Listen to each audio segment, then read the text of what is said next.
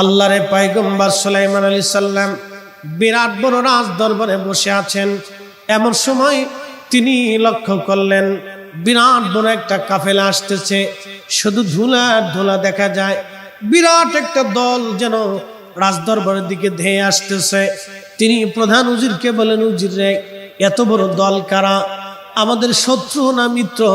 তখন উজির আজম ডাক দে বলল, হযরতে নবী আলাইহিস সালাম, এরা আমাদের শত্রু না। তিনি রানী বিলকিস সুদূর ইয়ামানের সাবা অঞ্চল থেকে তিনি আসতেছেন আল্লাহর নবী সুলাইমানের কাছে মুসলমান হওয়ার জন্য। একবার জোরে বলা যাবে কি মারহাবা। বর্তমানে ইয়ামান, এই ইয়ামান থেকে রানী বিলকিস আসতেছেন সুলাইমান আলাইহিস সালামের রাজ দরবারে। এই ইয়ামানের রানী বিলকিসের মা ছিল জিন, বাবা ছিল মানুষ। কোন তাফসীরে আসছে রানী বিলকিসের মা ছিল জিন, বাবা ছিল মানুষ। এই মানুষ ও জিনের মাধ্যমে আল্লাহ একটা কন্যা সন্তান দিয়েছিলেন, পরমা সুন্দরী এবং খুব বিচক্ষণ মেধাবী। খুব বিচক্ষণ মেধাবী ছিলেন রানী বিলকিস। বাবাজি খুব মনোযোগ দিয়েন। তিনি ইয়ামান দেশের সাবা অঞ্চলের শাসনকর্তা ছিলেন। এমন সুন্দর দেশ ছিল সাবা, ফলে মূলে এতই পরিমাণে ভরা ছিল। তাফসীরের মধ্যে আসছেন সাবা অঞ্চলের মানুষেরা মাথায় যদি ঝুড়ি নিয়ে সকালবেলা বের হইতো, বিকেলবেলা বাড়ি ফিরলে ফলে ফলে ঝুড়ি ভরে যাইতো। এত পরিমাণে ফল শুধু গাছের উপর থেকে ঝরে ঝরে পড়তো। একবার জোরে বলা যাবে কি আল্লাহু আকবার। রানী বিলকিস বিরাট বড় বাহিনী নিয়ে সুলাইমান আলাইহিস সালামের দরবারে রওনা, মুসলমান হবে। এমন সময় সুলাইমান আলাইহিস সালাম দ্রুত গতিতে তিনি পার্লামেন্ট অধিবেশন ঘোষণা দিলেন যে তোমরা পার্লামেন্টে আসো। পার্লামেন্টে আসার পরে এক পাশে মানুষ আর এক পাশে জিন। সুলাইমান আলাইহিস সালাম ঘোষণা দিলেন, তোমাদের মধ্যে কে আছে রানী বিলকিসের সিংহাসনটা আমার রাজ দরবারে এনে দিবা? রানী বিলকিসের সিংহাসন ছিল সুদূর ইয়ামান, ইয়ামান দেশের সাবা অঞ্চলে।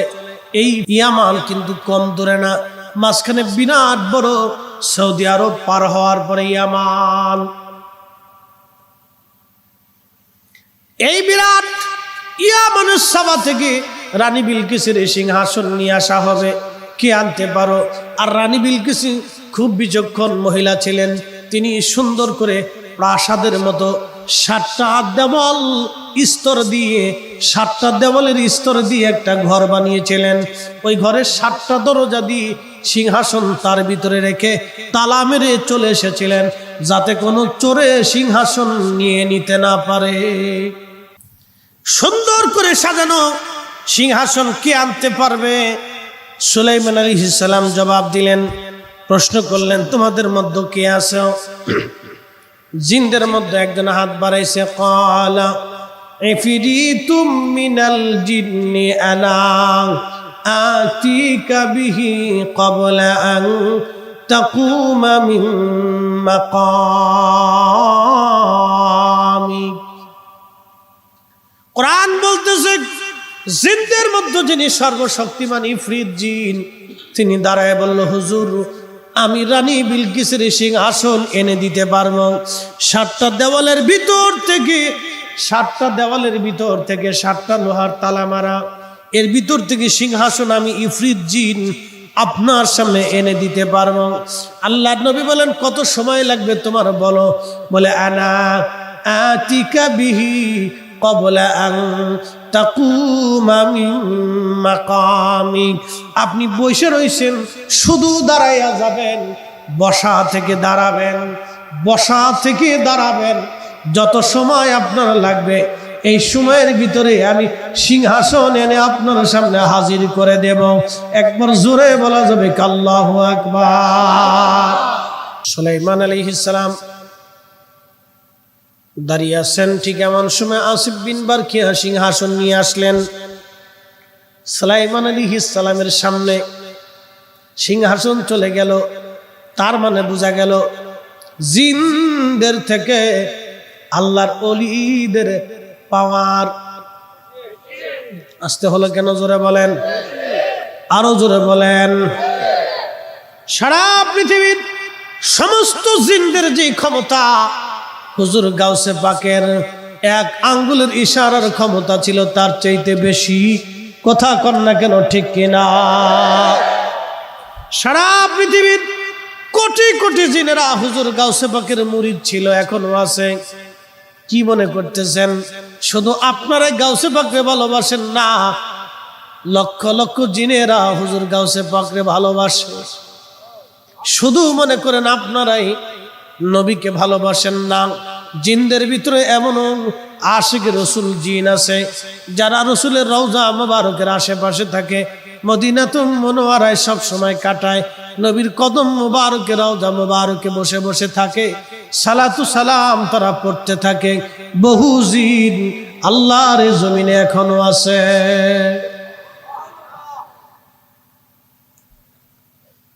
কিন্তু জিনদের সাথে আল্লাহর প্রেম হয় না। যদি জিনদের সাথে আল্লাহর 100% পিওর জিনেরা আল্লাহর সাথে প্রেম করতে পারত, তাহলে জিনদের মধ্যে একজন শাহজালাল থাকতো, জিনদের ভিতরে গাউসে পাক থাকতো, জিনদের ভিতরে খাজা মঈনুদ্দিন চিশ থাকতো, জিনদের ভিতরে বাহাউদ্দিন নাসমান বুখারী থাকতো, জিনদের ভিতরে হযরতে মুজাদ্দিদ আল ফিসানি থাকতো, জিনদের ভিতরে বদর শাহ আউলিয়া থাকতো, জিনদের ভিতরে একজন ওই আপনার ইমাম আবু হানিফা থাকতো, জিনদের ভিতরে একজন ইমাম আহমদ ইবনে হাম্বল থাকতো, জিনদের ভিতরে একজন ইমাম মালিক থাকতো, জিনদের ভিতরে একজন ইমাম শাফিঈ থাকতো, জিনদের ভিতরে লক্ষ লক্ষ ওলি আল্লাহ থাকতো। কিন্তু জিনদের সঙ্গে জিনেরা আল্লাহর সাথে 100% প্রেম করতে পারে না, কারণ জিনদেরকে আল্লাহ আগুন দিয়ে বানাইছে বিদায় এরা উগ্র উগ্র উগ্র, তাদের মেজাজ গরম। আর আল্লাহ আমাদেরকে মাটি দিয়ে বানাইছে বিদায় আমাদের মেজাজ হলো নরম নরম নরম নরম। একবার জোরে বলা যাবে কি মারহাবা? মুসলমান, আল্লাহ বডি বানাইয়া মায়ের রেহেমের ভিতরে আল্লাহ বডি বানাইলেন, বডির ভিতরে আমার আল্লাহ পাক রূহ ফুকায় দিলেন। এই যে ভিতরে যিনি কথা বললে, আপনাদের সামনে যিনি ওয়াজ করলেন, এই বাহিরের যিনি বডি, এটা একটা কায়া বডি মাত্র, কিন্তু যিনি কথা বললেন তিনার নাম আসল ফরিদি। তিনি ছিলেন রুহের জগতে আল্লাহর কাছে, ওখান থেকে আল্লাহ নির্বাচন করে মায়ের রেহেমের ভিতরে আল্লাহ পাঠায় দিলেন। আমি মায়ের রেহেমের মধ্যে ছিলাম, রেহেমের ভিতরে আমার বডির ভিতরে আল্লাহ পাক রুহ দিয়ে দিলেন। ওই রেহেম থেকে আল্লাহ পাক মায়ের পেট থেকে দুনিয়াতে নিয়ে আসলেন। দুনিয়ার ভিতরে আনার পরে পৃথিবীর মধ্যে দুনিয়ার আলো দেখে দুনিয়া দিকে ভুলে গেলাম। এই দুনিয়াতে আপনাদের সামনে যিনি কথা বলতেছেন তিনি ফরিদি সাহেব, কিন্তু অরিজিনাল ফরিদি ভিতরে। আল্লাহ বলেন ওয়ায়াস আলুনাকা আনির রূহি কুলির রূহু মিন আমরি রাব্বি।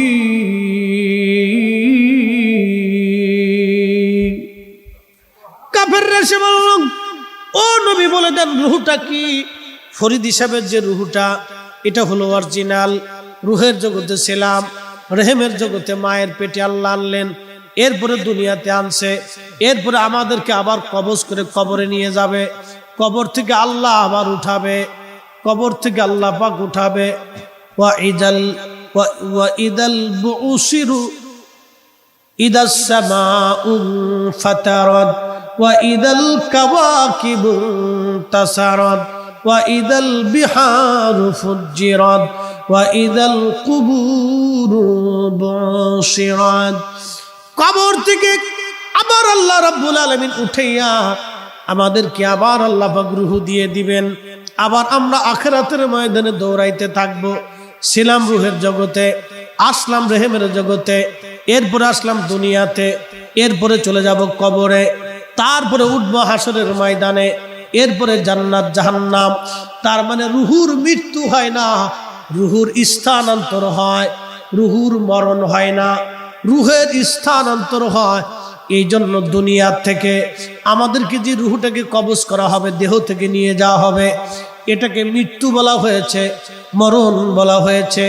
এটা কি মরণ বলা হয়েছে? আমাদের দেহ থেকে আল্লাহ যে রুহটাকে নিয়ে চলে যাবেন, এটা কি আমার রব আমার আল্লাহ মরণ বলেছেন। কিন্তু রুহটা ছিল রুহের জগতে, আসলাম রেহেমের জগতে, এরপরে দুনিয়ার জগতে, এরপরে আল্লাহ রাব্বুল আলামিন আমাকে কবরে নিয়ে যাবে, এরপরে হাসরের ময়দানে আল্লাহ আমারে দাঁড় করাই দিবে। আল্লাহর রাসূলের দরবারে কাফেররা এসে বলল, ইয়া রাসূলুল্লাহ, আপনি বলে দেন রুহ কিসের তৈরি, কোন বস্তু দিয়ে রুহ বানানো হয়েছে, রুহ কি, আকার কি, আকৃতি কি, প্রকৃতি কি, আপনি বলে দিয়ে দেন। আল্লাহ জানাই দিলেন, হুজুর আপনি বলে দেন, কুলির রূহু মিন আমরি রাব্বি, এটা আল্লাহর একটা হুকুম মাত্র। আল্লাহর হুকুমে দুনিয়াতে আসি, আল্লাহর হুকুমে আবার চলে যাব, দুনিয়াতে থাকার কোনো সুযোগ নাই। কথা কোন ঠিক কিনা? আল্লাহ ডাক দিয়ে বললেন, কুল, হুজুর আপনি বলে দেন, ইন্নাল মাউতাল্লাযী তাফিরুনা মিনহু, আমার বান্দারা মৃত্যু থেকে পালানোর চেষ্টা করে। গরুরে যখন বাঘে দাবড় দেয়, তখন গরু মরণ থেকে পালানোর চেষ্টা করে, তখন গরু মরণ থেকে পালানোর চেষ্টা করে। বাঘেদেরকে যখন হায়নারা দাবড় দেয়, তখন বাঘেরাও হায়নার থেকে মরণ থেকে বাঁচার চেষ্টা করে। আবার বাঘেদেরকে যখন মহিষে দাবড় দেয়, বাঘু মরণ থেকে বাঁচার চেষ্টা করে।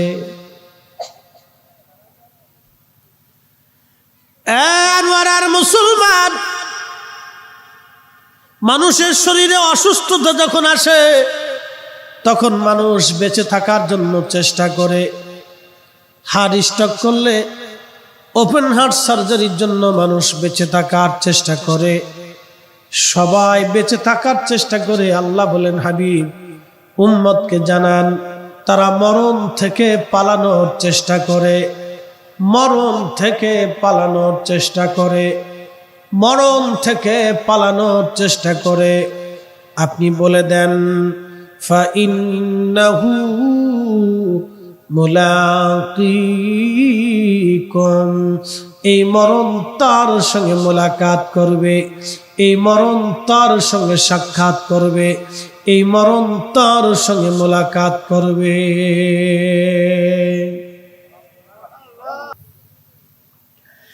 এই মরণ থেকে পালানোর কোনো রাস্তা নাই, কোনো পথ নাই। এই মৃত্যু থেকে পালানোর মতো কোনো সুযোগ আমাদের নাই। এই মরণ থেকে পালানোর কোনো রাস্তা নাই। কোথায় পালাবেন বলেন?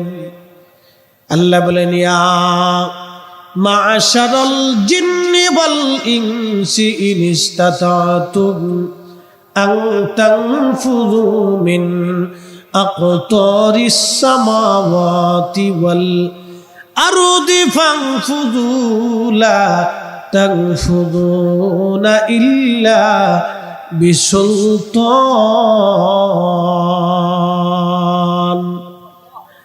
আল্লাহ ডাকতে বলে, মানুষ আর জিন,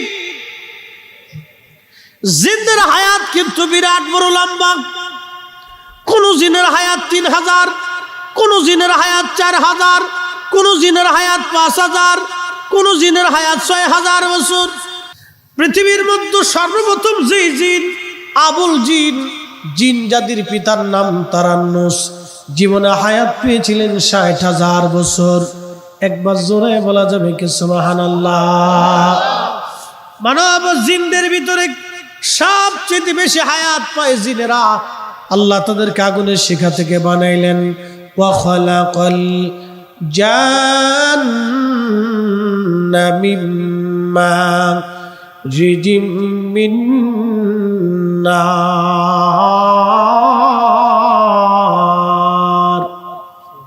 প্রিয় উপস্থিতি, খুব মনোযোগ দিয়ে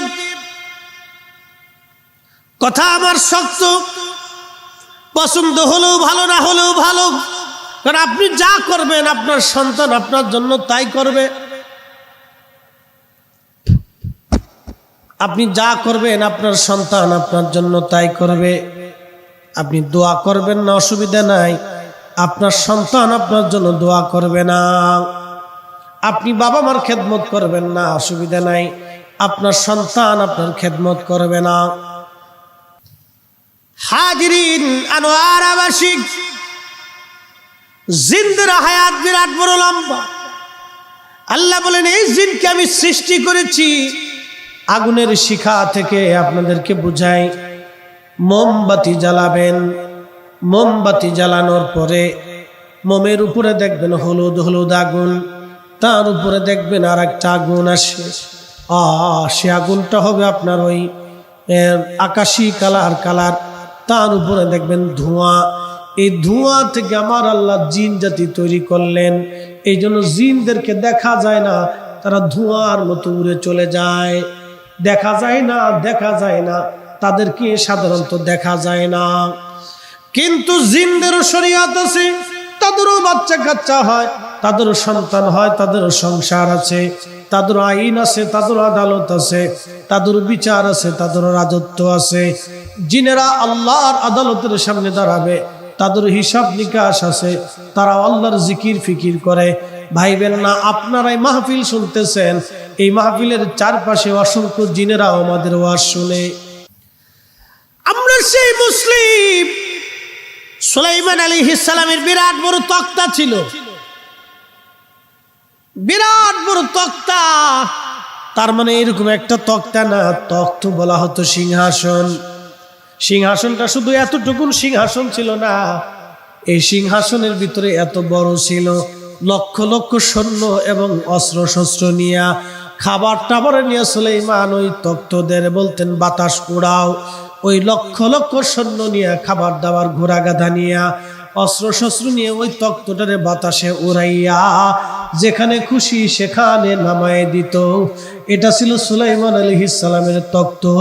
বিনা তেলে, বিনা মোবাইলে, বিনা ইঞ্জিলে চলতো। একবার জোরে বলা যাবে কি মারহাবা। হযরত সুলাইমান আলাইহিস সালাম পৃথিবীর বাদশা ছিলেন, সারা পৃথিবীর বাদশা, জিনদেরও বাদশা, মানব জাতির বাদশা, পশু পাখিরও বাদশা। সুবহানাল্লাহ কি বাড়ি যে, আরো জোরে বলেন। ওনারা তো আল্লাহ বাদশাহী দিলেন, আর আমরা নবীর আল্লাহ কি দিলেন? ওমা আরসালনাকা, ফরকটা পরে কইতেছি। ওমা আরসালনাকা, আপনাকে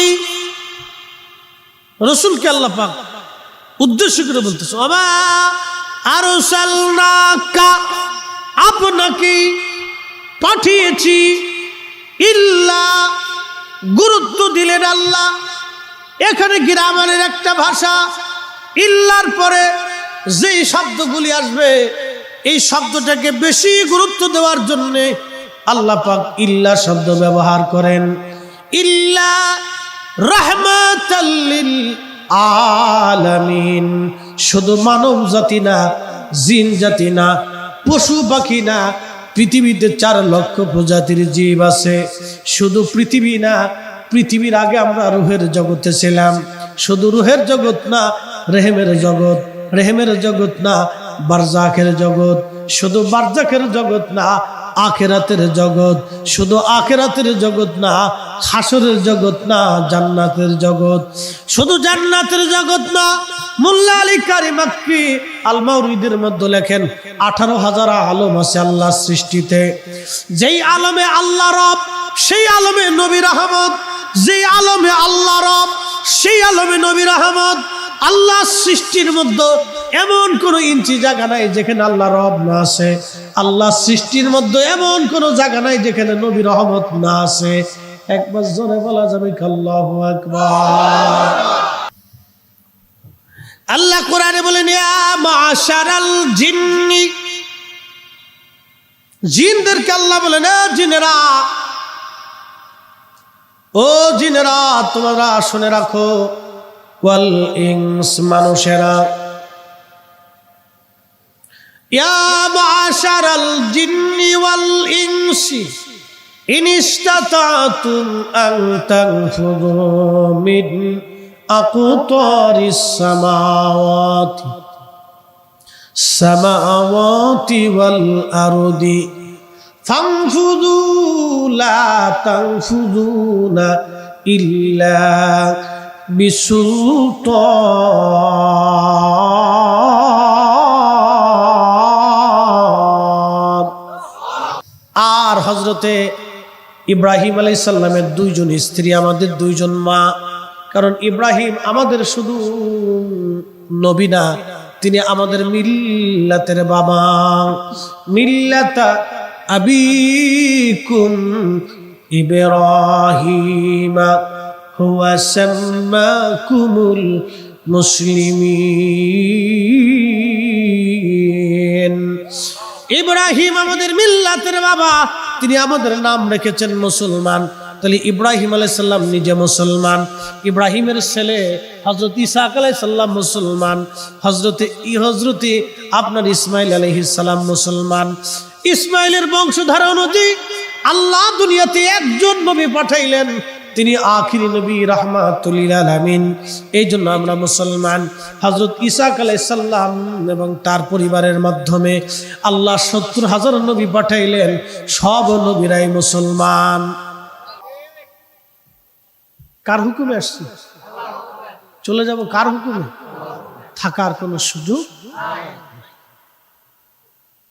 এই জন্য দোয়া করার সময় আদম সফিউল্লাহ বলছিলেন, রব্বানা যালামনা আনফুসানা, আল্লাহ আমি আমার নফসের সাথে জুলুম করে ফেলেছি, আত্মার সাথে জুলুম করছি,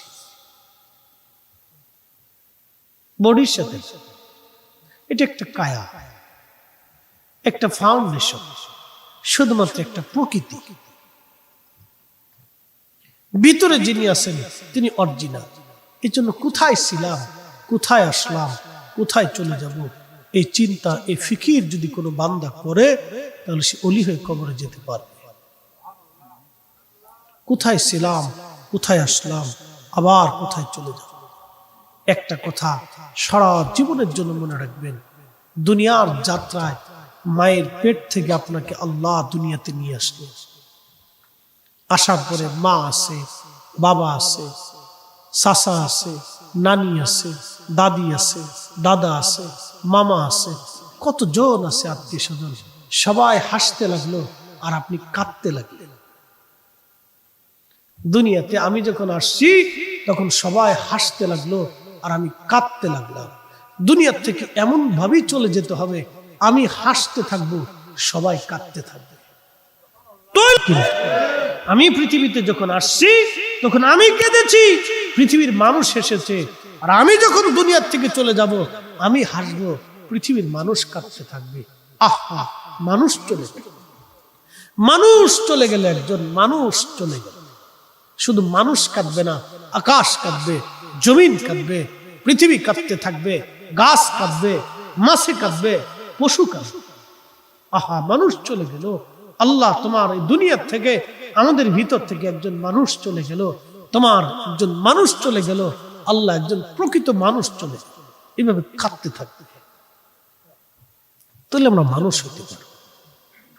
কোথায় ছিলাম, কোথায় আসলাম, আবার কোথায় চলে যাব।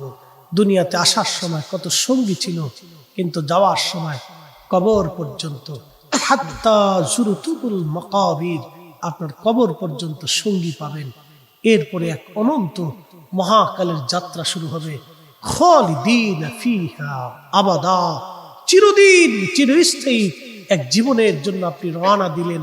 তখন আপনার বন্ধু নাই, বান্ধব নাই, স্ত্রী নাই, সন্তান নাই, প্রিয়জন নাই, কেউ নাই, শুধু আপনি একা। এক মহাযাত্রায় রওনা করে দিলেন, একা। কি নিয়ে যাবেন আপনি? দুইটা জিনিস আপনাকে নিতেই হবে।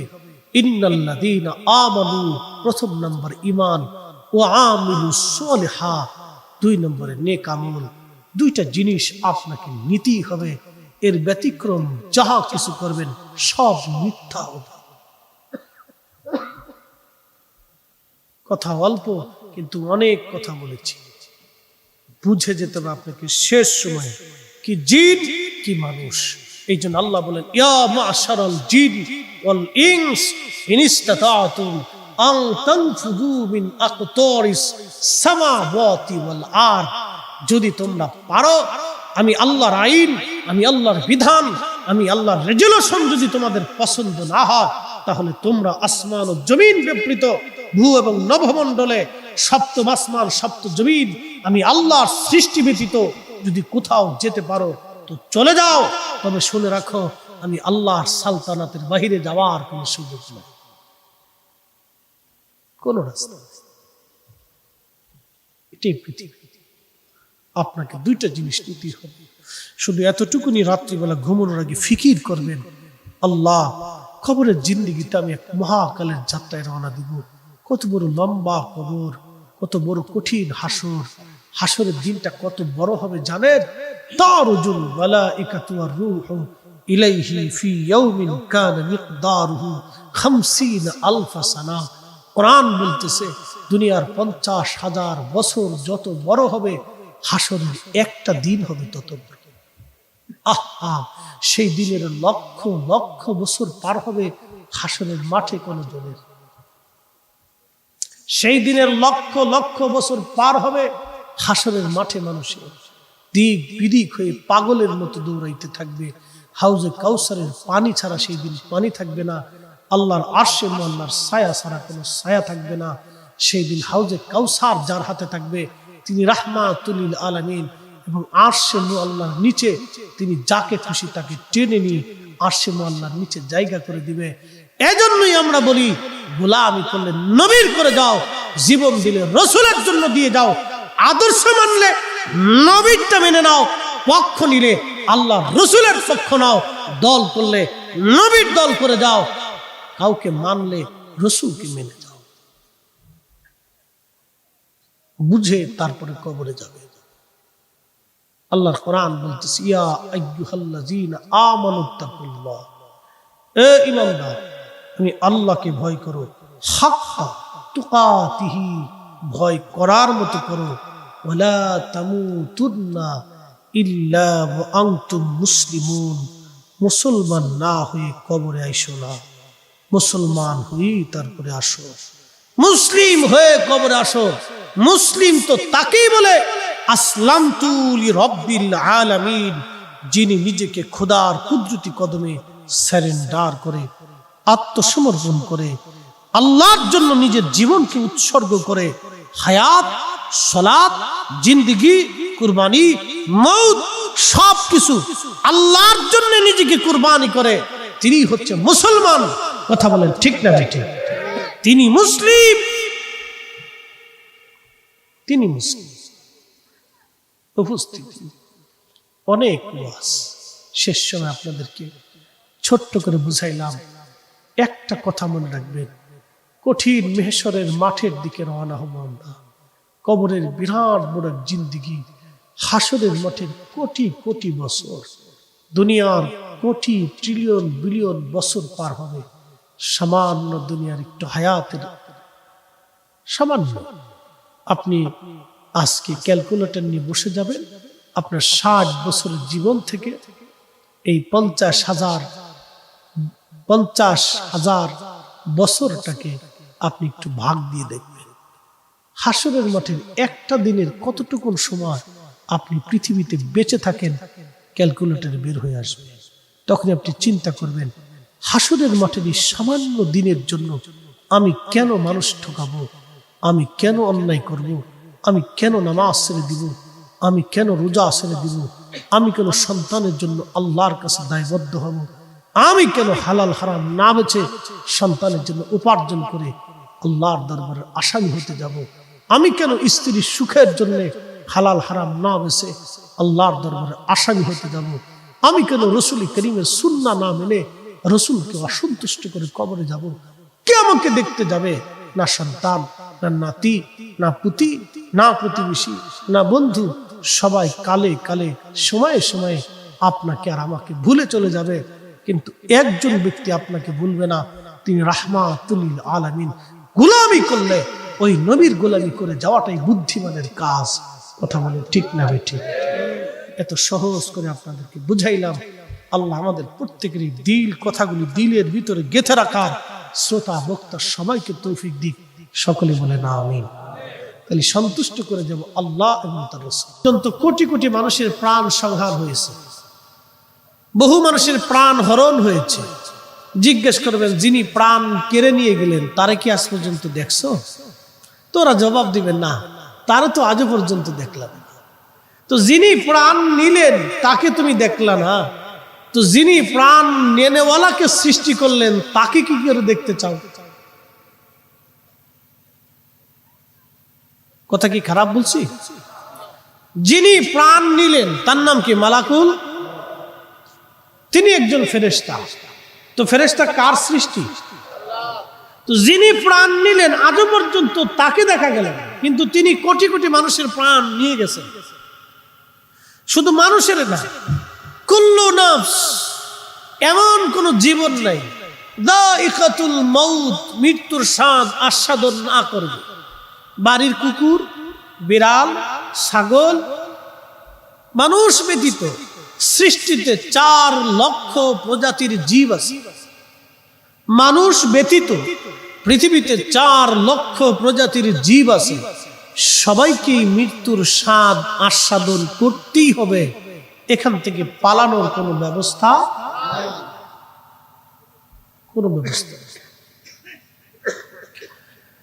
একদিন মাটির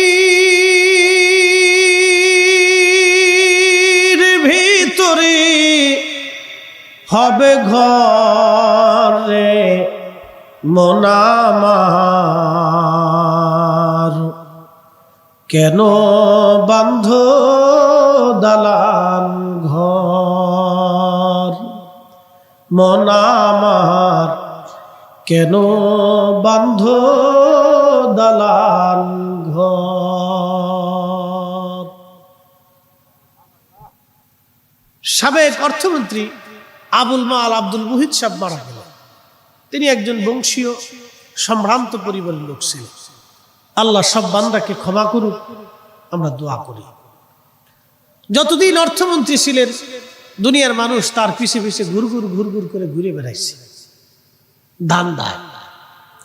তিনি যখন অসুস্থ হয়ে পড়লেন হসপিটালে, কিছু লোক প্রথম যায়, পরে দীর্ঘদিন অসুস্থ, এরপরে আর লোক যায় না। তিনি যখন মারা গেলেন এখন আর কবরে তাকে কেউ দেখতেও যায় না। কি কথা কন না কেন? ঠিক অবস্থা আমাদেরও তাই হবে। মনোযোগ দেন। আপনার বাবার নাম জিজ্ঞেস করলে বলে দিবেন, দাদার নাম জিজ্ঞেস করলে বলে দিবেন। যদি জিজ্ঞেস করি দাদার বাপের নাম কি, বলবেন তাকে দিয়ে আমার কোনো প্রয়োজন নেই। তার অর্থ হচ্ছে আপনার পরে আপনার ছেলে আপনার নাম মনে রাখবে, তারপরে আপনার নাতি কোন রকম মনে রাখবে, তারপরে আপনার পুতি এসে আপনার কবরের পাশেও যাবে। কথা ঠিক কিনা? এটাই বাস্তবতা। আমরা জানি আমাদের জীবনের বাস্তবতা এটাই ঠিক, তারপরে অন্যের জমি মেরে খাওয়ার জন্য আমরা খুব চেষ্টা করি। আস্তে ঠিক বললেন কেন? জোরে ঠিক বলেন। আমরা জানি আগামী দিন কবরে চলে যাব, তারপরে অন্যের হক মেরে দেওয়ার জন্য খুব চেষ্টা করতেছি। দোকানদার কাস্টমার ঠকানোর ধান্দা থাকে, কাস্টমার দোকানদার ঠকানোর চিন্তা করে, খুব এই চিন্তা মানুষের মগজে এখন নতুন চিন্তা ঢুকছে। নতুন চিন্তা হলো কে কারে মাইরিয়া অবৈধ হারাম উপার্জনে কত টাকার মালিক হওয়া যায়, কে কত দ্রুত গতিতে ধনী হবে, কত টাকার মালিক হবে, এটার জন্য হালাল হারাম না বাইসেই পাগল হয়ে গেছে। কিন্তু সেও জানে আগামী দিন ঘরটা মাটির নিচেই হবে। শোনেন, মানুষ মৃত্যুটাকে ভুলে যায়, কিন্তু মৃত্যু মানুষকে ভুলে না। আল্লাহর কোরআন বলতেছে, একসাথে জোরে বলেন তো আল্লাহু আকবার। আল্লাহু আকবার ওয়ালিল্লাহিল হামদু বিসমিল্লাহির রাহমানির রাহিম।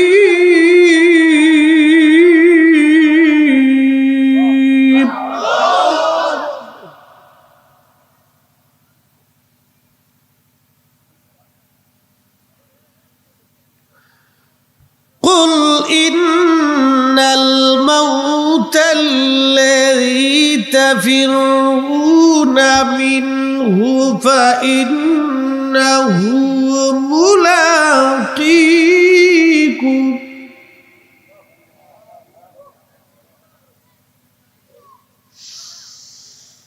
সুম্মা তুরাদ্দুনা ইলা আলিমিল গায়বি ওয়াশ শাহাদাত।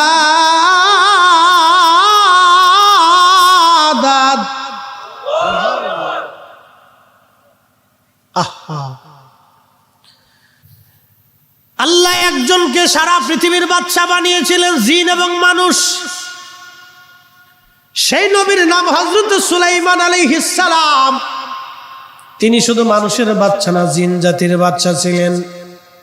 সুলাইমান আলাইহিস সালামের রাজ দরবারে প্রায় 700 মন্ত্রী ছিল, 350 মানুষ মন্ত্রী, 350 জিন মন্ত্রী।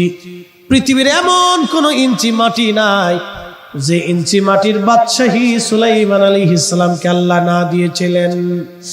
তালের গাড়ি তালে চলি, হাওয়ার গাড়ি হাওয়ায় উড়ে, বিনা তেলে চালায় গাড়ি নবী সুলাইমান। আমরা সেই মুসলমান, আমরা সেই মুসলমান।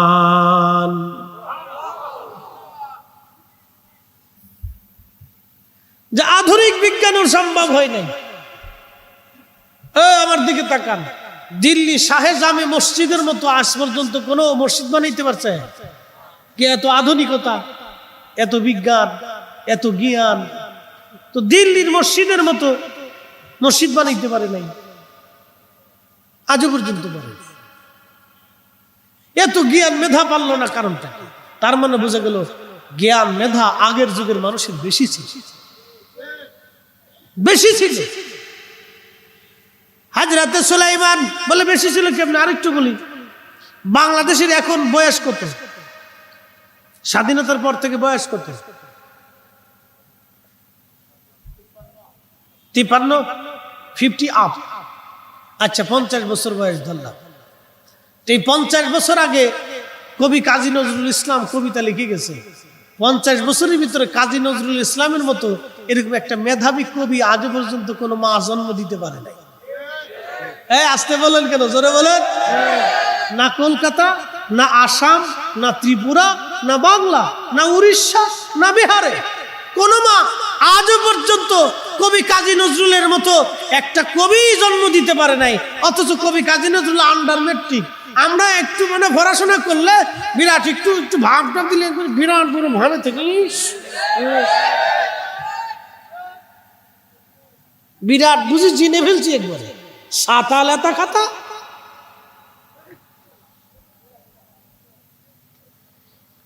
কবি কাজী নজরুল আন্ডার মেট্রিক, কিন্তু আমার রসুলের শানে, আল্লাহর শানে নাতে রসুল নাতিক হামদে বাড়ি তালা লিখে লিখে বাংলা ভাষাকে সমৃদ্ধ করে গেলেন তিনি। ওনার অনেক কবিতা হারিয়ে গেছে, আবার অনেকে ওনার অনেক গ্রন্থ প্রবন্ধ চুরি করেও নিয়ে গেছে। ওনার গ্রন্থ প্রবন্ধ চুরি করে অনেকে কবি হয়ে গেছে। গরিব ছিল, বিক্রি করে দিছে টাকার অভাবে। এরকম ওনার ঘটনা আসছে জীবনে। কাজী নজরুল মেধা জ্ঞান এটা আল্লাহ প্রদত্ত, আল্লাহর পক্ষ থেকে আসে। পড়ালেখা কইরে যদি কেউ মানুষ হইতো, তাহলে আমার দেশের বিসিএস পাস করা ছেলে ঘুষ খায় না। কে আসতে বলেন কেন? জোরে বলেন। পড়ালেখা করে যদি মানুষ ঠিক মতো মানুষই হইতো, তাহলে আমার দেশের অনেক লেখাপড়া করেন হলো অফিসাররা গরিব মানুষের রক্ত চুষে খেত না, মালে ভেজাল দিত না।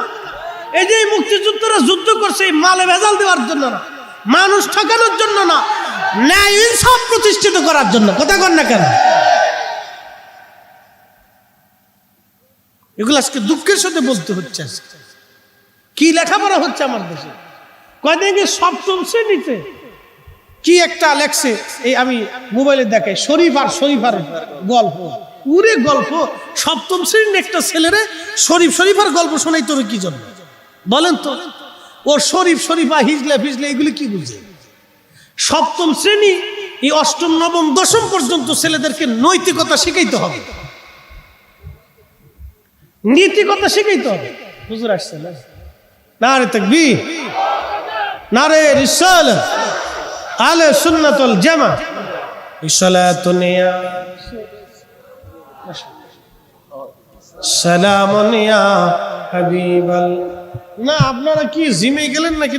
না এটা না, এটা ইসান রং চালাকি চিনি ছাড়া, ডায়াবেটিস না কিন্তু চিনি ছাড়া খাই আমি। চিনির উপরে খেপছি, যা করে খোদা খাইতাম না চিনি, যা হ্যাঁ খালি দাম, মাঝে মধ্যে দাম বাড়াই দেয়, ডিমের দাম। আচ্ছা ডিমের দাম বাড়ে কে?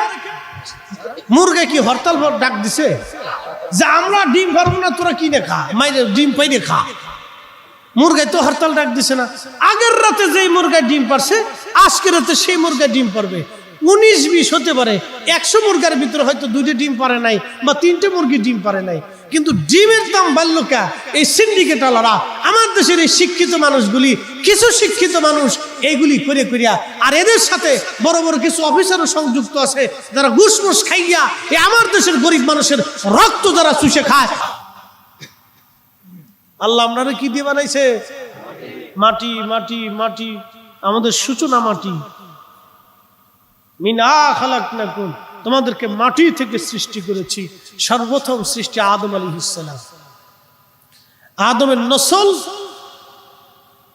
মিম্মা ইম্মাহিদ, ধাবমান পানি, যেটাকে নুতফা বলা হয়। এর ভিতরে থেকে শুক্রাণু, ডিম্বাণু মায়ের বক্ষ থেকে বের হয়, বাবার পৃষ্ঠদেশ থেকে আসে।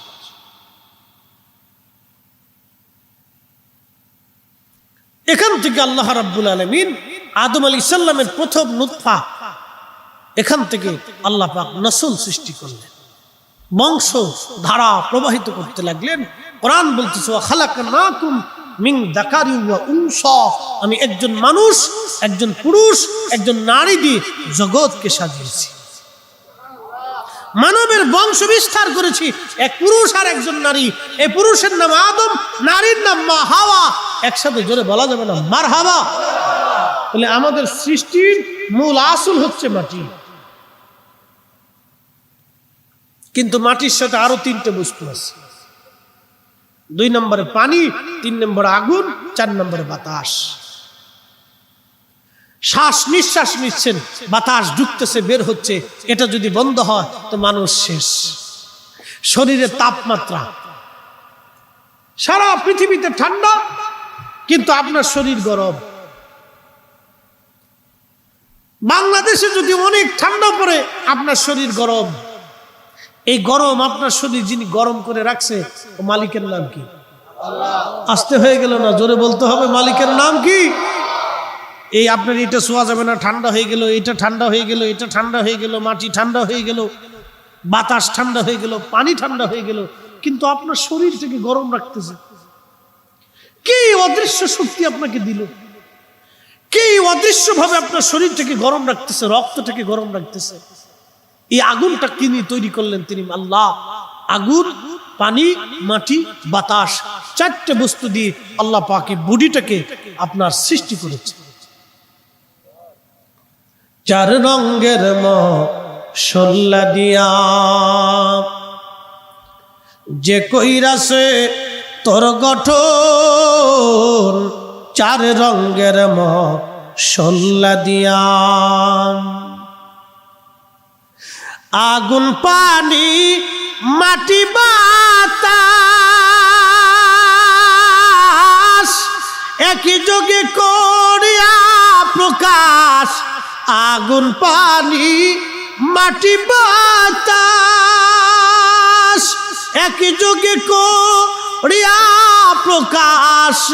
দেখিলি না তুই কইরা তালাশ, কোন জায়গা সে মহাজন।